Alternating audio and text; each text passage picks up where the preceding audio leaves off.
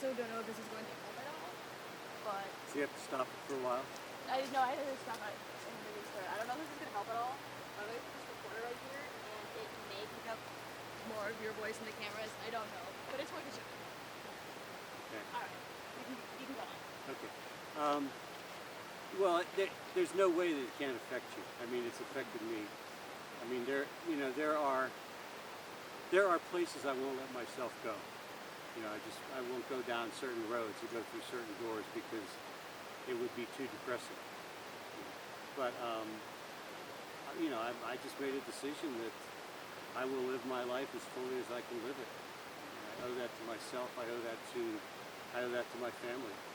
To live my life as well as I can for whatever time I have. I mean, I could be around for another 20 years. I mean, that's perfectly possible. 30 years. I could be dead. I could be dead by the end of the year. I mean, everybody faces that, but cancer puts it in your face in a way that nothing else does. I mean, everybody theoretically, sure, you could go out and get hit by a car, but cancer sort of puts it right up in your face that it's there. You could be dead at any time. I mean, I'm grateful every morning, every day when I get up, when I can get up and I feel good. I'm grateful for that. I mean, there have been times during the treatment when I have not felt good at all. I mean, nauseous, just incredibly tired. I mean, all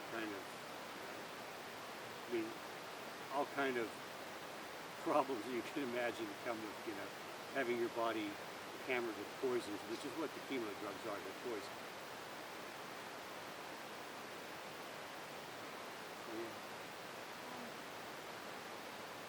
Is there any advice you could give to other people who might be going through cancer? Don't hide it. I mean, everybody needs support.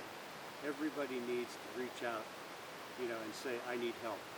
I mean, nobody can do this alone. It's too big of a thing to do alone. So I mean, everybody that has cancer, I think, that I've seen is a hero. I mean, I've seen so much, it's just, I mean, ordinary people are full of courage, but you can't do it alone. So one of the most heroic things that anybody can do is to just say, I need help. To reach out to, loved ones, children, parents, friends, just say, I need help. I can't do this alone.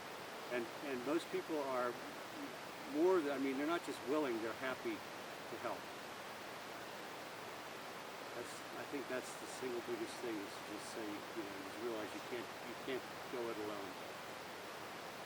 Now, you talked a lot about your wife throughout this. Was she then one of those sources of help, or was there anyone else in particular that kind of helped you through this? Well, my sister also. My sister lives in Denver, so she's quite close. My brother, I mean, he lives in Oklahoma, so I don't see him as often. But I mean, after I had my transplant, I had to have when I came home, I had to have 24/7 care for a couple of weeks afterwards.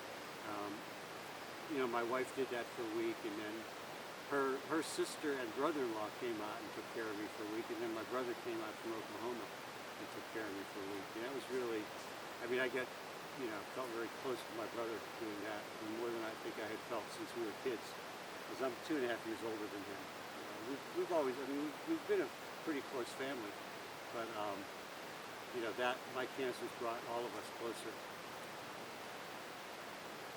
And friends. I mean, I have a lot of good friends who've been very. I mean, I know that we can call on people. Like when I come out of the hospital again next time, we're going to have to call on people for support for meals, for cooking. I mean, my wife works; she's going to have to go to work.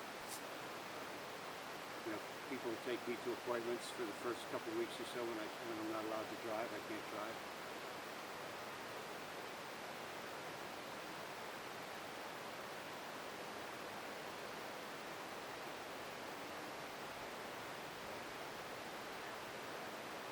Well, I think that's all the questions we have, but thank you so much for taking time to talk to us. Yeah. Glad I wanted to see a man for the other day and had the chance to speak to you for a little bit.